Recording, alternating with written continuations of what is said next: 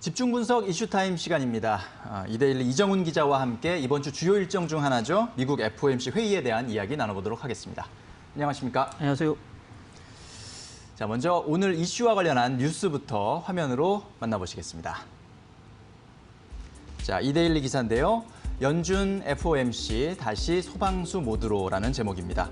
이번 주 28일에서 29일 이틀간 일정으로 열리는 연준 FOMC 회의를 앞두고 연준 내부에서는 미국 경제에 대해 부정적인 얘기들이 흘러나오고 있다. 핵심 지표인 고용을 중심으로 지표 개선세가 힘에 부치는 모습을 보이고 있기 때문이다. 시장 투자자들은 코로나19 팬데믹 이후 무제한 양적 완화에 나섰던 연준이 자산 매입 규모를 줄이고 있다는 사실에 불만을 가지고 있다. 연준이 다시 소방수로 나서줄 것을 요구하는 목소리가 하나둘 나오고 있다라는 내용입니다. 자, 이번 주 가장 눈길이 가는 일정이죠. 미국 연준의 FOMC 회의에서 나올 이야기에 대해서 집중적으로 살펴보도록 하겠습니다.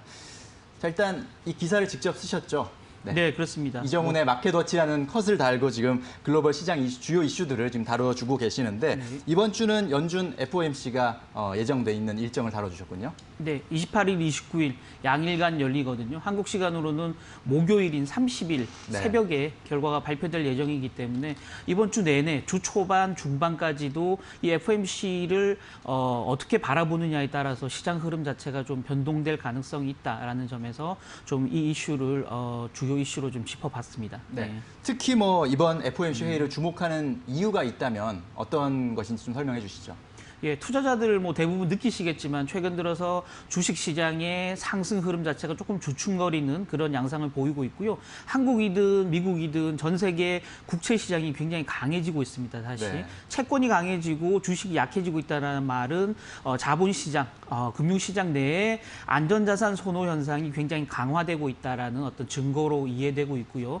그리고 왜 투자자들이 안전한 곳으로 돈을 몰아가느냐, 불안하기 때문이죠. 어떤 게 불안하냐? 크게 네 가지를 꼽을 수 있을 것 같습니다. 첫 번째는 고용을, 아까도 기사에도 나왔지만 고용을 중심으로 한 경제지표 개선세가 둔화되고 있는 부분입니다. 생산과 심리지표가 V자로 급반등하면서 야, 경제가 생각보다 굉장히 좋아질 거야 라는 기대감들이 시장에 팽배했었는데 실제 신규 실업수당 청구 건수를 비롯한 고용지표 자체는 그에 따라오지 못하는 그런 흐름을 보여주고 있거든요. 그러다 보니까 야, 핵심은 고용지표인데 고용지표가 살아나지 못하면 소비도 살아나지 못할 거고 경제가 살아나기 굉장히 어려울 거다. 왜냐하면 글로벌 수출은 지금 꽉 막혀 있기 때문에 내수가 살아나야 되거든요. 각 나라에서. 근데 내수가 살아나기 위해서는 고용이 살아나고 소득이 살아나야 되는데 그게 못 따라온다. 그러면 증시가 너무 빨리 간 거 아닌가라는 우려감이 생기고 있다라는 거죠. 두 번째는 미국과 남미를 비롯한 이 전 세계에서 다시 코로나 확진자가 빠르게 증가하면서 경제 활동이 다시 봉쇄 쪽으로 가고 있다라는 우려감. 그다음 세 번째는 미국 쪽 이슈죠. 주로 이달 말이 되면 지금 매주 $600씩 지급하던 추가 신규 실업수당과 또 연준이 지급하던 중소기업에 지원하던 급여 보호 프로그램 PPP라고 하는데요. 이게 이제 종료가 되거든요. 그래서 재정적인 지원이 끊기네라는 어떤 우려감들. 그다음 마지막으로 미국과 중국 두 나라 간에 지금 영사관을 폐쇄하면서 갈등이 최고조로 치닫고 있는 부분들. 이런 네 가지 악재로 인해서 시장이 굉장히 불안하다. 그러면 이 시장의 안정세를 가져다 줄 소방수는 누가 될까? 바로 미국 연준밖에 없지 않겠냐라는 기대감 때문이죠. 그렇군요.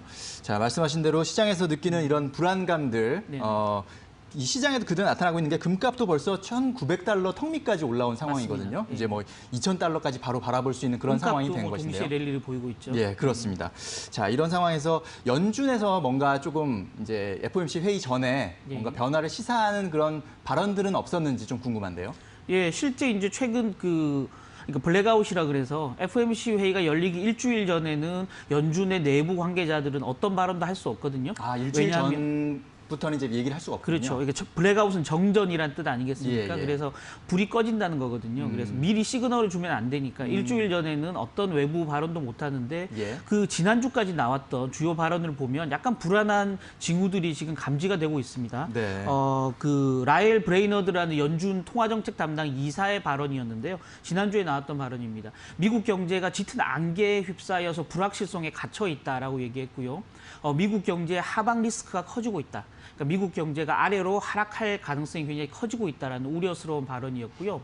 코로나19 사태가 지금 재확산 쪽으로 가면서 미국 경제가 2차 침체로 갈 수 있다. 흔히 말하는 W자형 경기 하락세인데요. 2차 침체에 빠지면 다시 살아날, 위로 반등할 에너지가 굉장히 떨어진다는 측면에서 실제 2차 경기 침체에 대한 우려감이 연준이 가지고 있다는 부분들은 연준 내에 불안감들이 커지고 있다는 걸 증명해주는 어떤 발언이다라고 볼 수 있을 것 같고요. 네. 또 토마스 바킨이라는 리치몬드 연방준비은행 그 총재는 이런 얘기를 했습니다.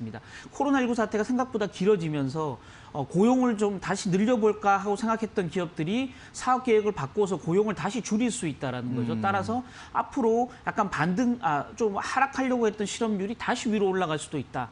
라는 굉장히 좀 부정적인 얘기를 했거든요. 예. 결국 연준 내에서 나오는 이런 멘트들 자체가 연준 내에 약간의 불안 심리가 커지고 있다는 거 보여주고 있다라고 말씀드리면 될 것 같습니다. 그렇군요. 자, 시장에서도 일단은 여러 가지 불안감을 느끼고 있고 또 연준 주요 인사들, 연준 이사라든지 혹은 또 리치먼드 연은 총재라든지 주요 인사들도 어떤 좀 미국 경제의 불안한 그런 상황들, 전망에 대해서도 언급을 하고 있는 그런 상황입니다. 자, 그렇다면 이번 주 연준의 FOMC 회의에서 뭔가 연준이 뭔가를 이제 제시를 할 텐데 여기서 나올 만한 뭐 카드, 대책 좀 유력한 것들이 뭐가 있습니까? 예, 첫 번째는 이제 그 포워드 가이던스라고 하는데요. 그러니까 앞으로 기준금리를 어떻게 운영할지 미리 안내해주는 선제적 안내라고 하는데요. 예. 이 포워드 가이던스를 굉장히 강화시켜줄 걸로 예상이 되고 있습니다. 연준은 이미 포워드 가이던스를 내놨는데요. 어떤 발언이었냐면 제롬 파월 연준 의장이 우리는 기준금리를 올린다는 생각조차 하지 않는다라고 얘기하면서 예. 기준금리 인상이 아주 멀리 있는 얘기다라는 걸 이미 시사를 지난 FOMC에서 시사를 했고요. 네. 또 연준의 FOMC 위원들이 그 각자 전망한 점도표상 2022년까지는 기준금리 인상을 전망하는 위원이 한 명도 없었다라는 점에서 보면 적어도 연준은 2022년, 그러니까 앞으로 1년 반 정도는 금리 인상이 없을 것이라는 거 이미 시사를 했거든요. 네. 일종의 포워드 가이던스를 줬습니다만은 시장은 이것만을 믿지는 못한다는 거죠.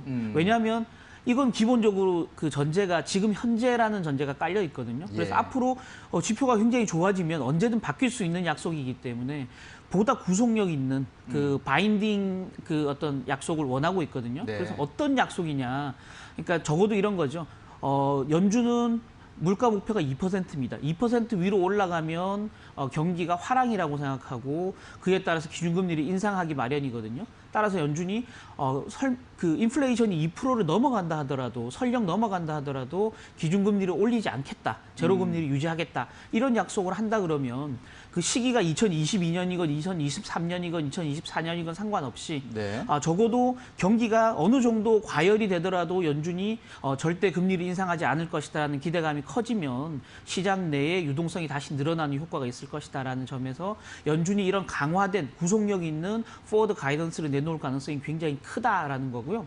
또 하나 가능성은 지금 현재 2022년 점도표상에 얘기되고 있지만 2022년 이후까지도 더 장기적으로 기준금리를 제로로 유지할 것이다라는 어떤 시기를 못 박는 그런 포워드 가이던스를 내놓을 가능성도 충분히 있거든요. 예. 그런 점에서 보면 연준이 내놓는 선제 안내가 이번 그 7월 FOMC에 가장 큰 어떤 호재로 작용할 수 있다라는 거고요.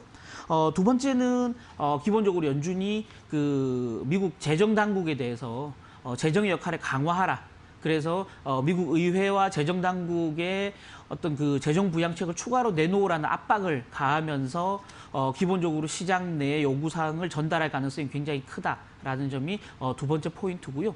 그 외에 뭐 그 자산 매입을 늘린다거나 하여튼 여러 가지 그 이슈들이 나올 수 있는데요. 네. 그 부분은 뒤에서 좀 다시 좀 짚어보도록 하겠습니다. 예, 알겠습니다. 지금 현재 이제 연준은 앞서 파월 의장이 이 기준금리를 올릴 생각조차 하지 않는다. 예. 그리고 점도표상에는 2022년까지는 금리 인상 계획이 없는 것을 일단 보여준 상태인데 그것을 조금 더 강화해서 뭐 예를 들어서 구체적인 시기 뭐 몇 년까지는 뭐 죽어도 안 올린다. 예, 예. 혹은 뭐 물가 상승률이 2%를 넘어도 그러니까 어떤 정책 그 목표를 달성해도 안 올린다. 이런 식의 좀 더 구체적인 목표를 제시하는 그런 구속력 있는 포워드 가이던스가 나올 가능성이 크다라고 말씀해 네네. 주셨거든요.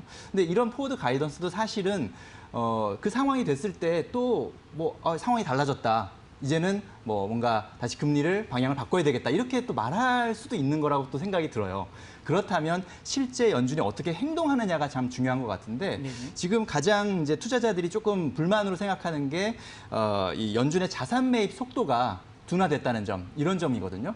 이거에 대해서는 조금 어떤 변화가 없을지 어떻게 보십니까? 네, 그렇습니다. 실제 이제 코로나19 사태가 미국 내에서 팬데믹 양상으로 가면서 지금 3월 20일이었죠. 연준이 무제한 양적 완화 조치를 발표했고 추가적인 자산 매입 조치를 발표했거든요. 네. 그 이후에 연준이 무려 한 달 만에 3조 달러가 넘는 자산 매입을 했거든요. 우리 돈으로 보면 뭐 한 4천조에 가까운 돈을 시장에 마구잡이로 뿌려댔거든요. 네. 말 그대로 헬리콥터 머니라고 얘기할 정도로. 예. 그러면서 자산 시장의 어떤 큰 반등세를 이끌었는데요. 한 달 만에 3조 달러 정도로 자산 매입했는데 최근 들어서 연준이 보이고 있는 자산 매입 속도는 10억 달러, 한 주에 10억 달러 정도 매입밖에 안 되거든요. 너무 차이가 많이 나는데요. 그렇죠. 예. 그러니까 연준은 기본적으로 이번 코로나19 사태 국면에서의 자산 매입, 양적 완화를 과거 이제 금융위기 때 양적 완화하고 좀 차별을 짓고 있는 상태입니다. 실질적으로 어려운 고용이 어려운 중소기업이라든지 실제 일자리를 잃는 어떤 실직자들을 지원하는 데 돈을 쓰지 이걸 자산 시장에 거품을 만드는 그래서 자산 가격을 위로 인위적으로 끌어올리는 데 돈을 쓰지 않겠다라는 확실한 어떤 원칙을 보여주고 있는 상태거든요. 그에 따라서 연준은 이미 시장이 안정되고 있는데 증시는 V자로 반등하고 국채 시장은 강해지고 있는데 굳이 우리가 적극적으로 나서서 자산을 사줄 이유가 없다라는 스탠스를 지금 보여주고 있는 상태거든요. 다만 이제 최근 들어서 연준이 레포 금리를 위로 좀 끌어올리고 하면서 단기 금리가 조금 불안한 양상을 보이고 있고요. 또 주식 시장이 이제 상승세가 조금 멈추고 있는 상황이기 때문에 시장 내에서는 이제 다시 자산 매입을 좀 늘려달라. 라는 요구들이 지금 하나둘씩 볼멘 소리가 나오고 있는 상태입니다. 따라서 연준이 상황에 따라서는 양적 완화 규모를 다시 조금씩 늘릴 가능성이 충분히 있다라는 거죠. 그래서 실제 시장에서는 지금 일각에서는 연준이 이번 FOMC 또는 다음 FOMC 때 ETF를 중심으로 한 상장 지수 펀드를 중심으로 주식을 직접 매입하는 방안도 발표할 가능성이 있다라는 얘기를 하거든요. 네. 저는 단기적으로 빠른 시일 내에 나올 조치는 아니다라고 생각하고 있지만 어쨌든 연준이 하나의 카드로 비상 카드로 남겨둘 가능성이 있다라는 점에서 자산 매입을 조금씩 늘릴 가능성이 충분히 있다라는 거고요. 아까 앵커분이 말씀하셨지만 실제 시장 내에서 연준의 자산 매입 속도를 확인하면서 연준의 부양 의지를 하나둘 체크해가는 투자 전략도 좀 필요하다라고 말씀드리고 싶습니다. 네, 그렇군요. 경기 부양에 있어서 연준의 역할도 물론 중요하지만 파월 의장도 이전부터 강조했던 게 의회도 열심히 노력해야 된다라는 이제 발언들을 했던 걸로 알고 있거든요. 이번 주에 계속해서 미국 의회도 추가 재정 부양책, 경기 부양책을 계속 논의를 하고 있는데 이게 과연 합의가 될지 이런 부분들도 좀 변수인 것 같아요. 예, 지금 들어오기 전에 조금 전 기사를 한번 살펴보고 왔더니 미국 이제 여당인 공화당이 총 1조 달러 규모의 3차 부양 패키지 최종안을 만들었다라는 뉴스가 조금 전에 나왔거든요. 예. 그래서 이제 문우신 재무장관이 이 1조 달러 최종안, 그러니까 공화당의 최종안을 가지고 다음 주 월요일에 의회에 제출해서 민주당과 야당인 민주당과 빨리 속도를 내서 합의를 하겠다라고 발표를 했거든요. 네. 다만 민주당 입장에서는 사실은 좀 급한 상황은 아니에요. 대선에서 지금 조 바이든 후보가 굉장히 큰 폭으로 지지율에서 앞서고 있는 상황이기 때문에 민주당 입장에서는 굳이 빠르게 합의해 줄 이유도 별로 없는 상황이고요. 다만 이제 8월 첫째 주까지 합의가 이루어지지 않으면 미국 의회가 휴지기에 들어가기 때문에 9월 초까지는 추가적인 합의안을 만들 수 없다라는 점에서 보면 재정 공백이 발생할 가능성이 있기 때문에 시장이 굉장히 불안해질 수 있거든요. 따라서 이번 주 내에 적어도 이번 주나 다음 주까지는 민주공화 두 당이 빠르게 합의하려고 최대한 노력은 하겠습니다만은 합의가 불발될 가능성도 충분히 있다라는 점에 대비하시는 투자 전략을 세울 필요가 있다라는 거고요. 예. 그런 불발 가능성을 염두에 두기 때문에 오히려 연준에 대한 어떤 요구사항이 더 커질 수밖에 없다라는 점 말씀드리고 싶습니다. 네. 자, 아주 짧게 이런 상황에서 이번 주 이제 FOMC 회의를 앞두고 있고 이런 정도의 논의가 이어질 것 같고 이런 정도 이제 예상이 되는 상황에서 우리 투자자들, 우리 시장에는 어떤 영향이 있을지 간략하게 정리를 해주실까요? 네, 지난 금요일 날 원달러 환율이 1,200원 선까지 약간 올라갔습니다만은 여전히 1,100원대 후반에 지금 좀 낮은 수준에 와 있거든요. 주말에도 달러 인덱스가 94까지 떨어졌습니다. 연준이 부양 의지를 더 강하게 보인다면 달러는 더 약세로 갈 가능성이 있고요. 그렇게 된다 그러면 원화가 강세를 보이면서 다시 조금 들어오기 시작한 외국인들의 주식 매수세가 우리 시장에 흘러들 수 있다는 점에서 연준의 부양 의지 이퀄 한국을 비롯한 이머징 마켓 증시의 추가 상승 이렇게 이어질 수 있다는 점에서 좀 기대를 가질만 하다라는 점, 기대를 가지고 이번 주 목요일까지 기다려 보십사 하는 말씀 드리고 싶습니다. 알겠습니다. 연준의 추가 부양 의지가 또 글로벌 이머징 시장에 또 좀 호재로 작용할 수 있을지 한번 지켜봐야 될 것 같습니다.